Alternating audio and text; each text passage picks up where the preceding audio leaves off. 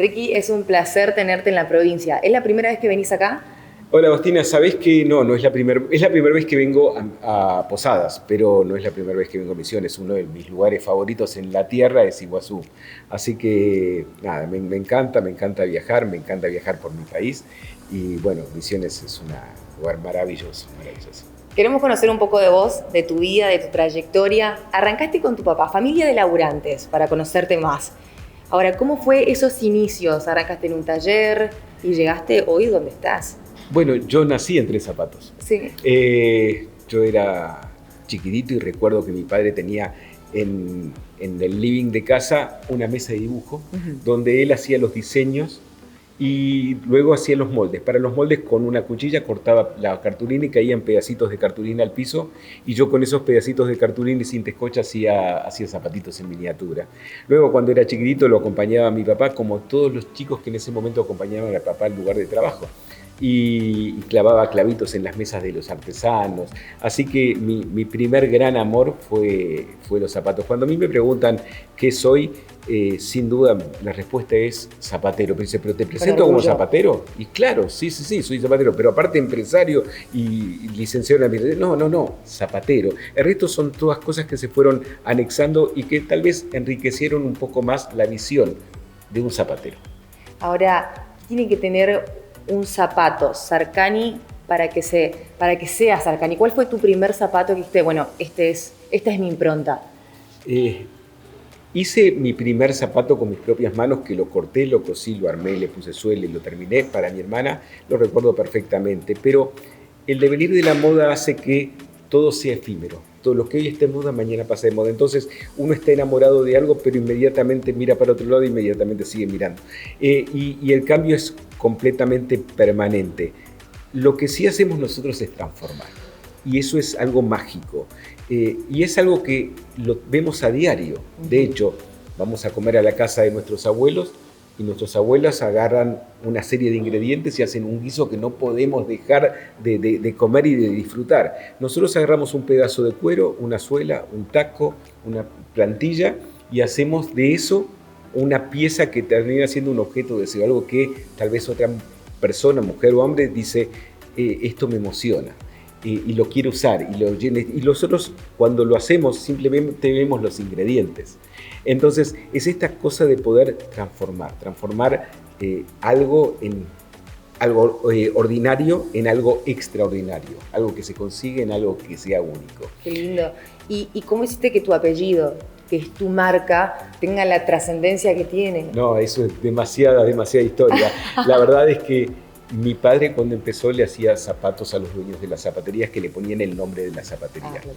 Y mi padre llegó de Hungría y la formación de él es pintor y escultor y él es diseñador de zapatos. Y él hizo dos grandes fracasos en Argentina. Hizo la primer bota y la primer sandalia. Y le decían, usted está completamente loco. Una mujer nunca va a usar una bota. La sociedad argentina es machista, la bota de reminiscencia militar, el clima acá es húmedo, no es seco como en Europa, usted nunca va a vender una bota. Y cuando le hizo las primeras sandalias decían, nunca va a vender una sandalia, ¿cómo una mujer va a mostrar los dedos? Aparte, los pies no son lindos, hay que cubrirlos. Y esos fueron los primeros grandes fracasos de mi papá. Y él siempre quiso diseñar algo especial, pero el dueño de la zapatería no quería comprárselo porque era conservador, era una sociedad conservadora. Cuando yo empiezo a estudiar en la facultad, me recibo de bachillerato y empiezo a estudiar, empecé a involucrarme más y quería hacer lo que quería hacer mi papá. Pero los dueños de la zapatería no lo compraban. Entonces la idea era, tenemos que abrir al público. Una pelea tremenda, porque en ese momento dejábamos de vender por mayor a los dueños de las zapaterías y nos fundiríamos. Pero un día de tanto que lo molesté a mi padre que tenía que abrir al público, cuando llego a la facultad dicen, compren lo de Ricky que vende más barato. Y yo no sabía qué había pasado. Mi papá había puesto un aviso en el diario y puso Ricky Sarkany, el calzado más caro del país a precio de fábrica. Ahora vende al público. Y ahí me enteré que le había puesto mi nombre. Nunca hubiese aceptado que le pusiera mi nombre. Hay nombres mucho más lindos, mucho más ricos. Y al mismo tiempo, ¿por qué comprometer la privacidad de uno con que el nombre de una marca? Sin embargo, bueno, Se podría decir que de alguna manera lo que hizo en su momento sin ninguna autorización, porque nos habíamos peleado mucho, salió bien porque muchas marcas en el mundo empezaron a tener el nombre y apellido de la persona. Hoy se despersonaliza y queda solamente el apellido. Marcas como Christian Dior es Dior, marcas Louis Vuitton es Vuitton, pero en el caso nuestro, que era Ricky Sarkany y ahora es Sarkany, y la gente sigue diciendo los zapatos de Ricky, sí. pero la verdad es que tiene un condimento especial. Cuando tiene un nombre y apellido atrás, vos sabés que hay alguien a quien quejarte. Si es una marca de fantasía, algo sale mal y no tenés a quién ir a pelearte. Pero hoy, obviamente, con las redes sociales uno está mucho más cerca de los diseñadores, pero en ese momento no, y había una persona con nombre y apellido que le garantizaba lo que estaba pasando. Y ahora, con respecto a eso, a inspiraciones y demás, ¿vos en qué te inspirás? Vos, Ricky Sarkany, ¿en qué vemos cuando compramos un zapato tuyo? Bueno, en principio, emoción. No vendemos zapatos como si fueran un bien de uso para protegerse de los pies del piso y salir a caminar, sino vendemos algo que hace que una persona se sienta distinto. Pero vamos a un condimento adicional que tenemos. Hacemos zapatos. Si fuéramos diseñadores de suéteres, de jeans, de camperas, no sería lo mismo. Una persona no siente lo mismo por un suéter o por un jean que lo que siente por el par de zapatos. ¿De dónde nace eso? La verdad no tengo la menor idea, pero el primer cuento que nos cuentan cuando somos chiquititos es la Cenicienta. Y todo ronda alrededor de un zapato de cristal que termina siendo ni más ni menos que el símbolo del amor y de la felicidad. Y es un zapato. Y hay muchas películas en el mundo, me acordás, y series, en Sex and the City, cuando a Sarah Jessica Parker la saltan y se roba y me todo menos mis zapatos. Sí, y está la película En sus zapatos. Y todo tiene que rondar alrededor de los zapatos. Los zapatos tienen ese condimento adicional. Y eso que nos hace justamente saber que lo que hacemos es mágico. ¿En qué nos inspiramos? Tiene, por un lado, la dosis del diseño de autor. Por eso es que vos decís, se reconocen. Claro. Es muy fácil reconocer un reloj porque tiene una coronita, un auto porque tiene una estrella, pero cuando caminás con los zapatos estás pisando la marca. Entonces, pasa que una mujer está con zapatos nuestros y otra dice, ese es un Sarkany. Y también puede decir, ese es una copia de un Sarkany, o sea, se reconocen. ¿Y qué pensás de las imitaciones? Porque hay muchas personas, hay muchos emprendedores que se inspiran en vos. Sí, es maravilloso. Yo a esos emprendedores les tendría que decir que está muy bien que sean observadores de lo que pasa, pero si quieren destacarse, tienen que pensar con su propia cabeza. La verdad que para un diseñador que lo copien es como para un actor que lo aplaudan. Hay gente que en vez de utilizar la capacidad ilimitada que tiene para crear, pierde el tiempo en copiar. Y va a hacer réplicas, con lo cual seguramente va a vivir. Como el que canta covers. Y va a vivir y va a cantar covers en un bar, pero no se va a destacar. Entonces, lo importante es utilizar el único capital ilimitado que tenemos. Hay limitaciones al momento de conseguir financiación, de conseguir materiales, de conseguir gente que artesanos que pudieran llevar a cabo lo que uno diseña, pero no hay ninguna limitación al momento de cerrar los ojos, soñar, imaginar y crear. Y yo les aseguro que los sueños se terminan haciendo realidad cuando uno los persigue y va trabajando todos los días con mucha pasión para lograrlo. Entonces, yo cuando alguien me dice, te están copiando, me quedo muy tranquilo. Ahora cuando alguien dice, che, mirá aquel que está haciendo una cosa maravillosa, yo soy el que está mirando así, ¿qué está pasando? Y los diseñadores no somos inventores. Los inventores inventan algo que nunca se conoció.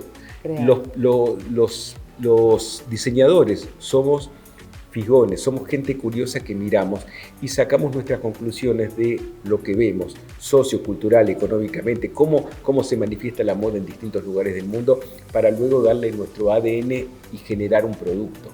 No es que nadamos contra la corriente, hay una avenida muy grande y uno puede ir del lado izquierdo o del lado derecho, pero en esa avenida es muy difícil salir. Si en una temporada donde la gente usa masivamente sneakers o usa texanas, yo dijera, bueno, y a mí me importa un pito, y yo voy a hacer zapatos de taco chino y probablemente me cueste mucho imponerlo. Es mucho más fácil saber que hay tendencias mundiales. Y esas tendencias mundiales en Argentina están muy influenciadas por mercados del exterior porque la temporada está climáticamente invertida. Totalmente. Cuando Roma, Milán, New York y París es verano, aquí es invierno y viceversa. ¿Qué tenemos que usar ahora? ¿Qué es lo que se viene ahora? Claramente lo que tienen que usar es lo que más se adapta a uno a la personalidad. La moda no es para uniformar, sino para que cada uno rescate y resalte cómo es. Uno tiene que ser mostrar lo que realmente es. Esto de disfrazarse es una cosa de hace muchísimo tiempo, donde mucha gente optaba por marcas o por diseños simplemente para pertenecer, porque pensaba que por eso rompía una barrera y llegaba a un lugar donde le iba a costar llegar. Pero eso es simplemente disfrazarse, no es ser como no mostrar la identidad que tiene. Entonces, tal vez la colección nuestra es muy amplia y tratamos de que todo tenga un denominador común, que es ese aroma que tenemos en cuanto al diseño de Sarkany, que tiene ciertos valores especiales que lo refleja desde la chatita, el sneaker, la bota y la bucanera y la texana, pero sí, que la persona que lo use sienta eso mismo que tratamos de hacer nosotros cuando lo imaginamos y lo llevamos a cabo. Tiene mucho que ver con todo, porque antes era solamente para vender zapatos había que hacer zapatos. Hoy hay que comunicar también. Hay que pensar, hacer y comunicar. Si uno piensa y no lo hace, no sirve para nada. Si uno piensa y lo hace y no comunica, mi papá decía hace mucho tiempo, hay mucha gente que canta como Frank Sinatra, pero la gente no lo sabe. Entonces hay que comunicar. Y eso es clave. Eso es una serie de casos que hay que hacer. Y hoy, la verdad, que para vender zapatos hay que comunicar. Y cuando comunicas ya no competís solamente contra tu colega zapatero, competís hasta con un medio de comunicación, porque tenés que cautivar la atención de la gente. Entonces hay que sorprender y sorprenderse siempre, por eso hay que estar atento, hay que mirar y hay que innovar y no hay que tener miedo al momento de mostrarse distinto, hay que ser protagonista. Obviamente cuando uno es protagonista está sujeto a que te critiquen y entonces eso puede tomarse de una manera sana o de una manera que a uno le pueda doler y no hay nada que te pueda doler, porque lo que uno dice fracasos no son fracasos, fracasar es no haberlo intentado. Como siempre cuento, es más fácil volver de un error que de la ignorancia, entonces hay que intentar. Había un jugador de hockey sobre hielo en Estados Unidos, una especie de Messi o Maradona de hockey sobre hielo, y él decía, se llamaba Wayne Gretzky, decía, yo me pierdo el 100% de los goles cuando no tiro al arco. Hay que tirar al arco. Hay que probar siempre. Sí. Nos metemos más aún en tus zapatos. Sí. Sabemos que haces budismo, que haces zen. ¿Cómo te metiste en ese mundo? No hago budismo y zen, pero podría hacerlo. Sí. Me dijeron que hacías budismo. No, sí. Pero bueno, es una buena oportunidad para iniciarme en el budismo y yo la próxima vez que vengo para acá... Ya vas a hacer budismo. Sí. Bueno, vamos a hablar de tu vida. ¿Qué fue lo más, el desafío más complicado que tuviste que atravesar? Es difícil hablar de desafíos y es difícil hablar de cuando uno tiene una vida que es pública y entonces mucha gente conoce ciertas cosas que en otros casos pasan desapercibidas. Yo recibí una herencia familiar distinta a la que reciben otras personas. ¿Por qué? Porque mis padres llegaron a Argentina en 1950, exiliados de un régimen comunista que había en Hungría. Pero previamente mis padres pasaron la Segunda Guerra Mundial, con lo cual mis padres son sobrevivientes de la Segunda Guerra Mundial. Mi madre es sobreviviente de un campo de concentración que se llamaba Auschwitz, que es muy conocido, donde probablemente mucha de la gente no sobrevivió. Mi padre estaba yendo a un campo de exterminio cuando se tiró por un barranco y dispararon y no le pegaron. Entonces, cuando le cuentan a una persona esas cosas, la persona dice, ¡qué barbaridad! Como las cosas que están pasando en el mundo, en distintos lugares del mundo. Dice, ¿qué? Mirá lo que pasa, pero no le tocan. Cuando viene de donde estás, de tu sangre, es distinto. Y yo nací ya heredando eso. Mis padres tenían muy pocos amigos, eran los pocos inmigrantes que habían llegado de Europa en ese momento, con lo cual tuve muy pocos amigos que eran los hijos de los inmigrantes. Recién en el colegio pude tener una cercanía mayor. Por otro lado, cuando tuve 4 años, tuve rubiola, escarlatina, una enfermedad esta que había que hacer cuarentena y dijeron, ¿qué hacemos con este chico? Y me enseñaron a jugar al ajedrez. Con lo cual, desde los 4 hasta los 20 años jugué al ajedrez. ¿Sos bueno? Era bueno, hasta los 20, pensé que hace mucho dejé de jugar. Era realmente bueno. Cuando al ajedrez a los 8 ya le ganaba a los adultos, a los 14 le gané al campeón argentino en su momento. Jugué bastante bien, pero el ajedrez te da ciertas cosas muy especiales. Lo primero que te da son reglas. Y las reglas son que se juega en un tablero que tiene 64 casilleros. Te dice que 32 son blancos, 32 son negros y esto lo tenés que aceptar. Se juega con 16 piezas, 8 peones, 2 torres, 2 caballos, 2 alfiles, un rey y una reina. Y eso lo tenés que aceptar. Unas son piezas blancas, otras son piezas negras. Y te dicen que empieza el blanco. Y vos no puedes decir, no, yo juego en las negras. No, esto es así. Una vez que empiezan las blancas, si jugarás vos con las negras o jugarás con lo que te toque, empezás a pensar qué te van a jugar para ver ante esa jugada qué vas a responder. Y entonces, ante esa respuesta, empezás a pensar qué otra jugada te van a hacer y vas evaluando distintas cosas que te van dando estrategia. Esa estrategia sirve maravillosamente para los negocios. El poder predecir la conducta del consumidor. Hoy es algo que se hace con inteligencia artificial, pero en ese momento había que, tenías que pensar. Y hoy también hay que pensar, porque la herramienta de inteligencia artificial o la herramienta de los peones en las piezas están de acuerdo a la visión de cada persona.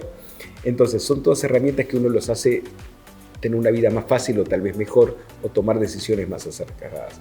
Pero esa posibilidad de entender la estrategia hace que uno empiece a pensar distinto. Luego de eso, si seguimos avanzando, me recibo, termino el colegio, trabajando con mis padres. Mi padre quiere en ese momento que el hijo no sea un vago y que sea profesional. Y todos los padres querían que los hijos pasen a ser profesionales. Arquitecto, médico, ingeniero, abogado, psicólogo.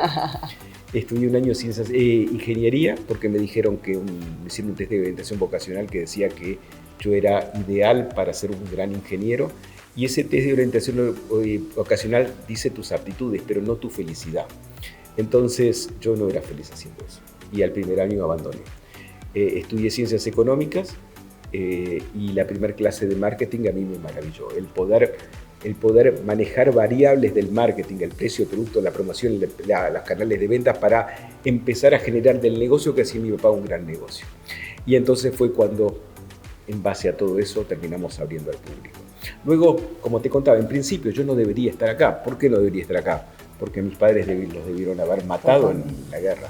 Y probablemente cuando llegaron a Génova, 2 países le dieron asilo político. Uno era Australia y otro Argentina. El primer barco fue Argentina. Me dicen graciosamente, qué mal, pudiste haberte ido a Australia. Ay, no. Y yo digo, si hubiese ido a Australia no estaría acá con ustedes, no hubiese tenido la vida que tengo.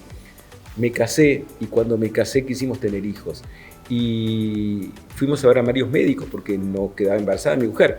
Entonces me decían, ustedes nunca van a poder tener hijos de forma natural. No existía la fecundación. Sí. No.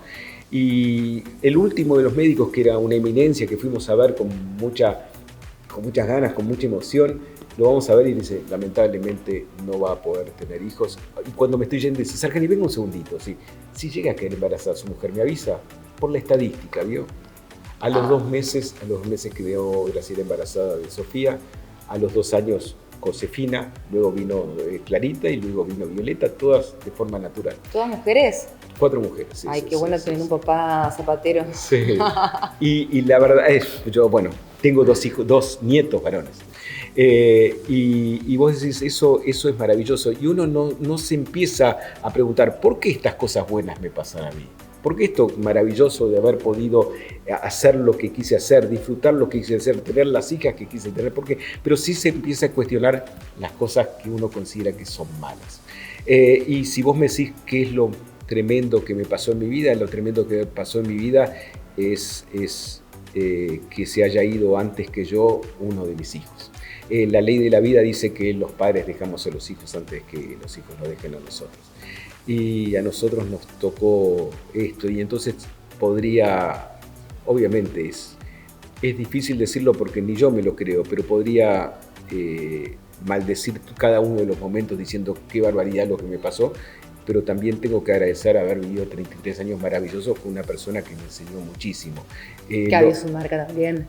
Sí, su marca y lo que hizo su familia. Lo que hizo y cómo lo hizo.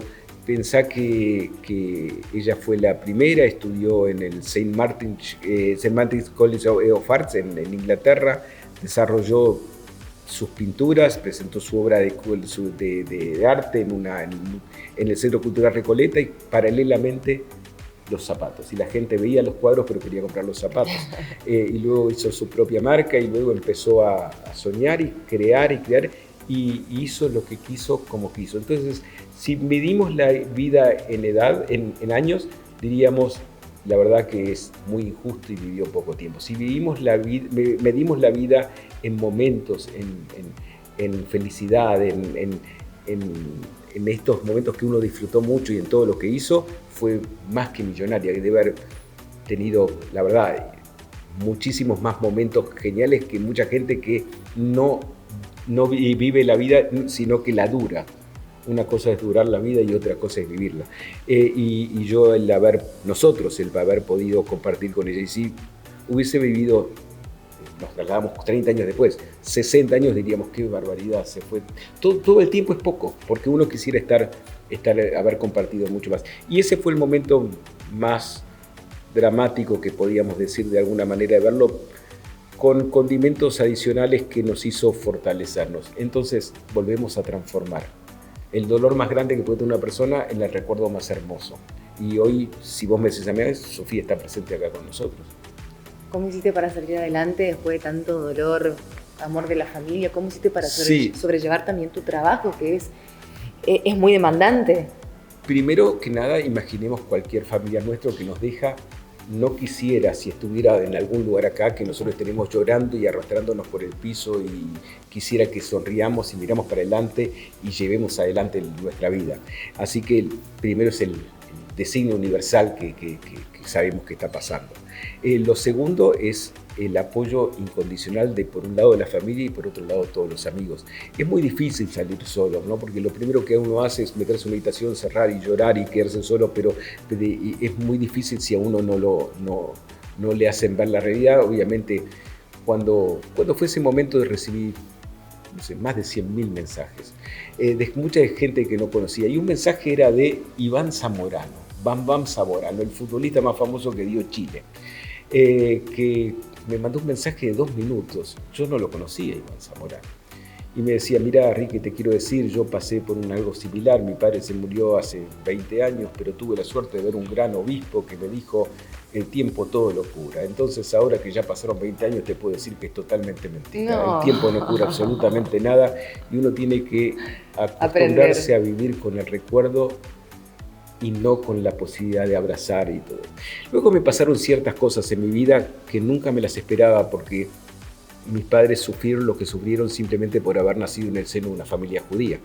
Y a mí no me dieron ningún tipo de educación religiosa, porque no querían que yo después, eventualmente, por algo que pase en el mundo, sufra lo mismo que sufrieron ellos.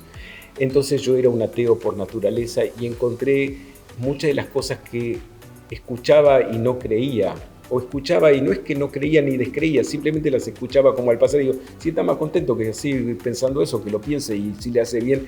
Pero me pasaron cosas en mi realidad que uno puede decir son casualidades.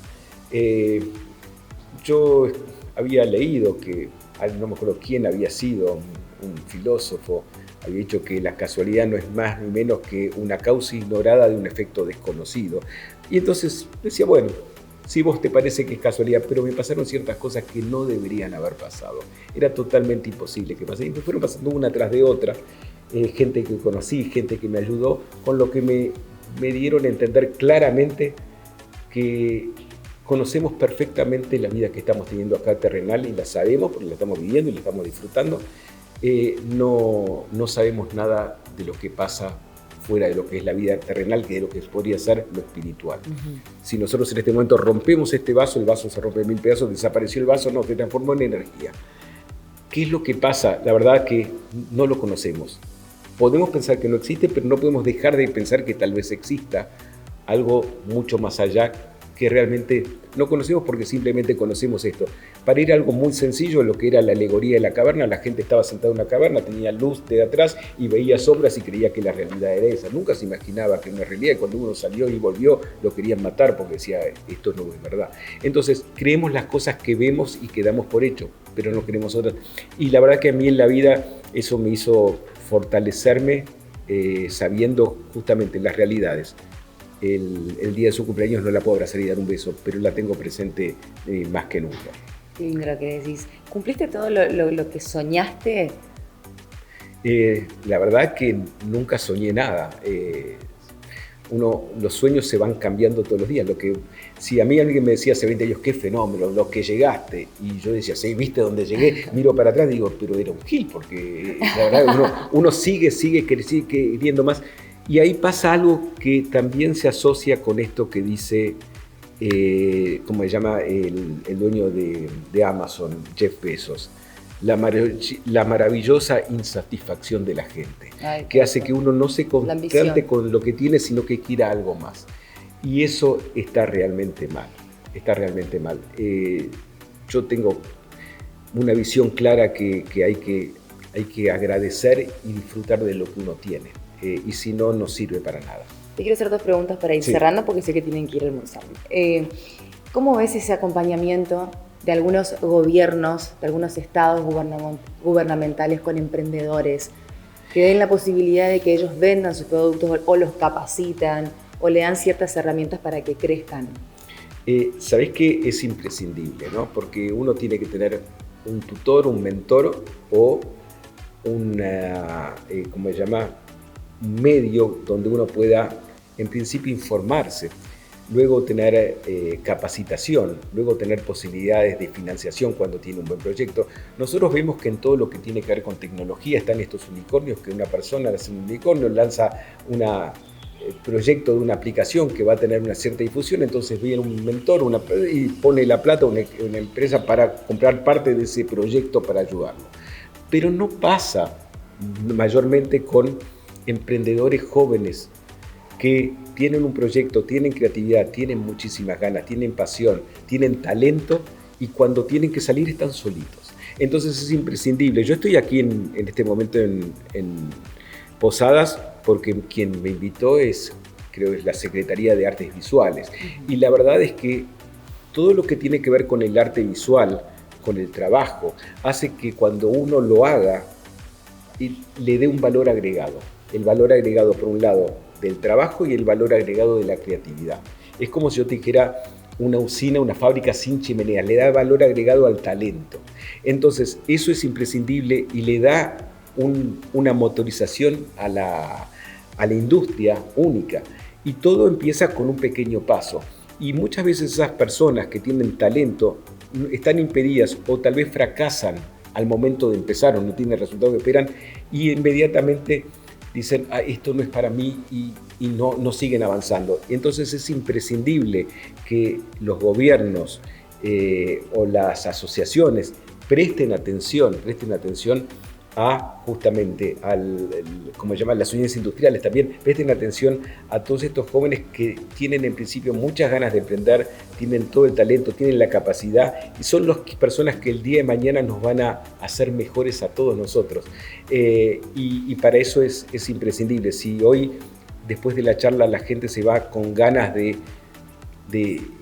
crecer, de dar un poco más, si estaban un poco bajoneados porque dicen, no, esto es muy difícil. Es difícil porque no nos animamos. Las cosas son difíciles porque no nos animamos a hacer. Y no nos animamos a hacer porque creemos que son difíciles. Pero no son difíciles. Lo que seamos dentro de 5 o 10 años va a depender de lo que hagamos mañana mismo. Y otra cosa que es muy importante es el pensamiento. El pensamiento tiene que ser siempre positivo. Cuando hablamos de la actitud, tiene que ser positiva. 100 veces nos pueden destruir, 100 veces nos vamos a levantar. Y lo decía Aristóteles, ¿no? El pensamiento condiciona los actos. Los actos hacen que uno lleve adelante el comportamiento. El comportamiento repetitivo crea los hábitos estructuran el carácter, y el carácter va a ser lo que seamos mañana. Entonces tenemos que pensar positivamente. Cuando yo te hablaba de ajedrez, que yo hago una jugada y imagino las jugadas que me va a hacer, yo pienso que finalmente voy a ganar. Bien. Entonces voy hacia ese lugar, pero siempre pensar positivamente y siempre saber una frase que nos repetimos siempre nosotros en la familia, que es: lo mejor está por venir. Y lo mejor está por venir siempre, aunque muchas veces no entendamos por qué pasan las cosas. ¿Y qué es el arma más barata que tenemos? La sonrisa. Es lo primero que hace que se alegre la gente y inmediatamente fluya todo. nosotros los diseñadores, de alguna manera tenemos que decir que es la moda. Y la moda, Confucio decía en el año 450 a.C., me preguntás por qué compro arroz y flores. Compro arroz para vivir y flores para tener algo por qué vivir. Y es ese algo por qué vivir. Qué fea sería la vida nuestra sin diseñadores que hacen de alguna manera que se decore el mundo. Si todos estuviéramos vestidos de negro, de marrón, de azul, no tuviéramos una remera llena de estampas, de colores. Entonces sería todo aburrido. Y entonces es un poco disfrutar. Y finalmente es todo momentos. Tengo un amigo que se llama Pepo Ferradas. Pepo Ferradas era manager de Shakira 10 años, presidente de Sony Music, ahora es manager de Raúl Alejandro, de Relsby, de Camilo. Y él me cuenta, son todos momentos, Ricky. Es una persona muy sabia. Lo que hablamos, los momentos. Y la gente recuerda los momentos. Y entonces me dice, una pregunta que te hago a vos. ¿Cuál es el tema más escuchado en habla hispana de música? El que recordamos siempre, un tema de habla hispana. ¿Recordás uno? Sí. ¿Cuál se te viene? Charly García. No, uno más universal. Más universal. Despacito. Despacito. Sí, Despacito. Despacito. Tarareámelo un segundito. No, del principio. Nadie lo sabe. Nadie. ¿Del principio? ¿Del principio? No me digas que la sabes, porque nadie sabe del principio. Todos saben despacito. ¿Recuerdan ese despacito? Ay, es que me está poniendo mucha presión. Pero creo que el cantante, sí. Luis Fonsi sabe cómo empieza, pero el resto de la gente se recuerda despacito. Y de eso se recuerda cada uno momentitos. ¿Lo vas a cantar desde el principio? Me mataste, ¿eh? Vas a ser la primera en mi vida, porque esto lo cuenta él que habla con artistas. Y son momentos, hay que disfrutar cada momento. La vida es un camino que no tiene un final, es un viaje.